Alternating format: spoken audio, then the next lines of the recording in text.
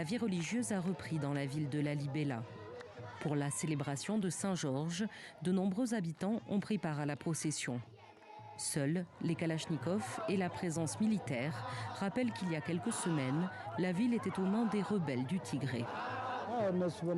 Lorsque les soldats étaient là, c'était dur.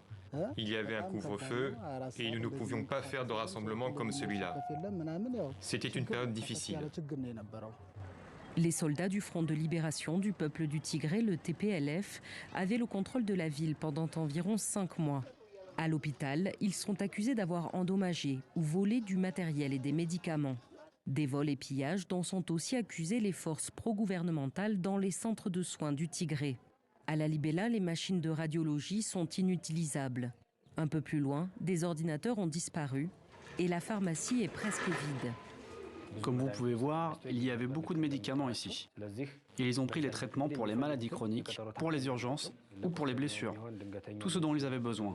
Et après qu'ils aient pris ce qu'ils voulaient, ils ont laissé le reste par terre. Ces derniers mois, Temesgen est resté à Lalibela et a pris la tête du comité qui a essayé d'assurer la continuité des soins.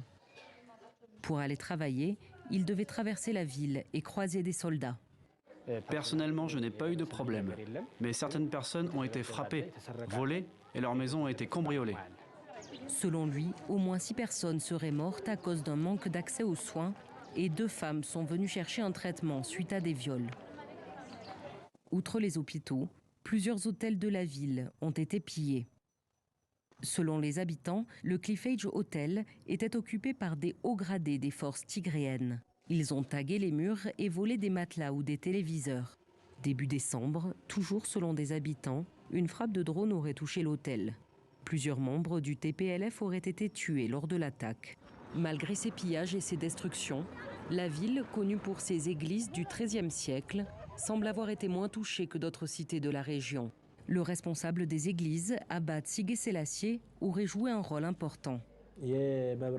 Quand ils sont venus, ils ont emmené une grande grue pour prendre les générateurs pour l'électricité ou pour les centres de santé.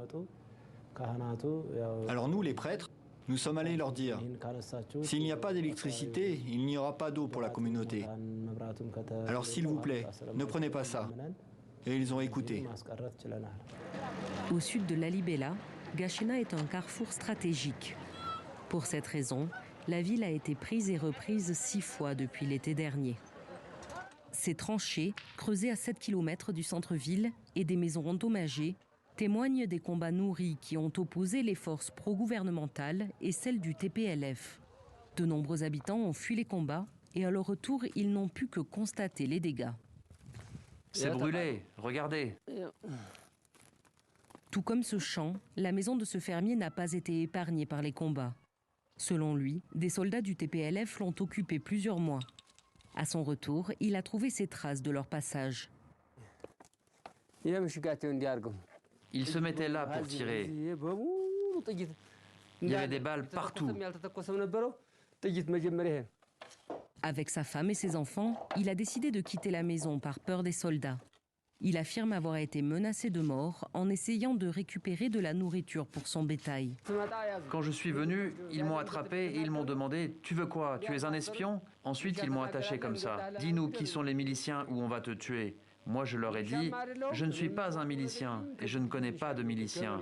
Ici, tous les voisins sont des paysans. » J'ai dit ça, mais ils insistaient en pointant une arme sur moi. Depuis le début du conflit, le TPLF dément cibler les civils. Pourtant, les autorités de la ville accusent ces soldats d'avoir tué 78 personnes à Gachena. Parmi les victimes, le mari de cette femme. Un soldat tigréen est venu au milieu de la nuit et il a ordonné à mon mari d'ouvrir la maison. Il lui a répondu de partir. Laisse-moi tranquille, je suis un travailleur journalier. Pourquoi j'ouvrirais ma maison au milieu de la nuit? Mon mari m'a dit d'aller me coucher dans le jardin. Quand je suis revenue, je l'ai trouvé mort.